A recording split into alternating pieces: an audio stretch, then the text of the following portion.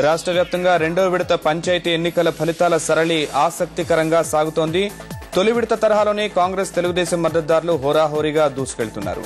ఇక ఫలితాలు వెలువడుతున్న ఫలితాలను చూసినట్లయితే ఏకగ్రీవాలతో కలుపుకుని కాంగ్రెస్ 1405 పంచాయతీల్లో తమ మద్దతుదారులను గెలిపించుకోగా తెలుగుదేశం పార్టీ 1303 పంచాయతీల్లో తమ మద్దతుదారులను గెలిపించుకోగలిగింది. 732 పంచాయతీల్లో వైకాపా మద్దతుదారులు గెలుపొందగా తెరాస మద్దతుదారులు 343 పంచాయతీల్లో గెలుపొందారు. వామపక్షాలు బలపరిచిన అభ్యర్థులు 66 చోట్ల గెలుపొందారు. ఇతరులు 729 చోట్ల గెలుపొందారు. మొత్తంగా ఇంకా తేలాల్సినవి 3058 పంచాయతీలు ఉన్నాయి. 7636 పంచాయతీలకు గాను రెండవ దశలో 7636 పంచాయతీలకు గాను ఏకగ్రీవాలతో కలుపుకుని కాంగ్రెస్ పార్టీ 1410 స్థానాల్లో తమ మద్దతుదారులను గెలిపించుకోగా తెలుగుదేశం పార్టీ బలపరిచిన అభ్యర్థులు 1310 స్థానాల్లో గెలుపొందారు. వైకాపా బలపరిచిన అభ్యర్థులు 741 స్థానాల్లో గెలుపొందగా తెలాస మద్దతుదారులు 344 చోట్ల, వామపక్షాలు బలపరిచిన అభ్యర్థులు 66 చోట్ల గెలుపు బావుట ఎగురవేశారు. 739 చోట్ల ఇతరులు గెలుపొందారు. ఇంకా తేలాల్సిన ఫలితాలు 3035 చోట్ల ఇంకా ఫలితాలు తేలాల్సి ఉంది.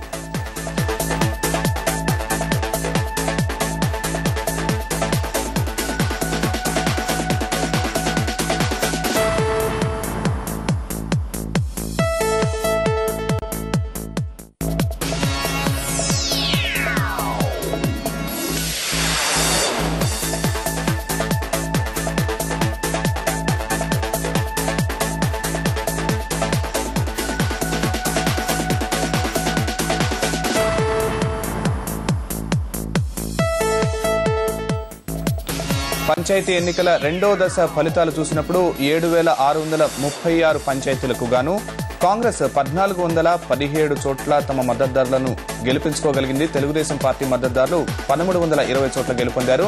వైకాపా బలపరిచిన అభ్యర్థులు 747 చోట్ల గెలుపొందారు. తెరాస మద్దతుదారులు 345 చోట్ల గెలుపొందారు. వామపక్షాలు బలపరిచిన అభ్యర్థులు 66 పంచాయతీల్లో గెలుపొందారు. ఇతరులు 730 పంచాయతీల్లో గెలుపొందారు. మొత్తంగా 4625 ఫలితాలు ఇప్పటి వరకు వెలువడ్డాయి.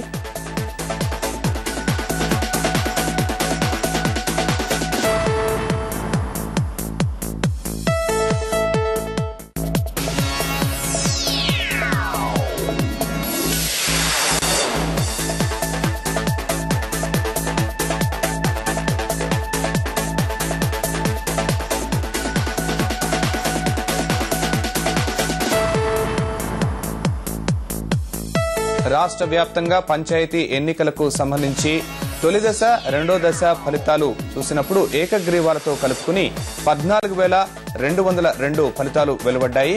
కాంగ్రెస్ 3120 చోట్ల తమ మద్దతుదారులను గెలిపించుకోగా తెలుగుదేశం పార్టీ అత్యధికంగా 3281 చోట్ల తమ మద్దతుదారులను గెలిపించుకోగలిగింది. 2051 చోట్ల వైకాపా మద్దతుదారులు గెలుపొందారు. 783 పంచాయతీల్లో తెరాస సానుభూతి పరులు గెలుపొందగా వామపక్షాలు బలపరిచిన అభ్యర్థులు 130 చోట్ల గెలుపొందారు. 1732 పంచాయతీలలో ఇతరులు గెలుపొందారు.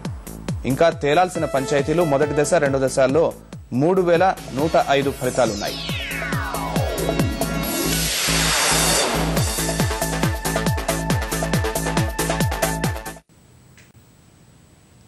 ఇప్పుడు ప్రకటన.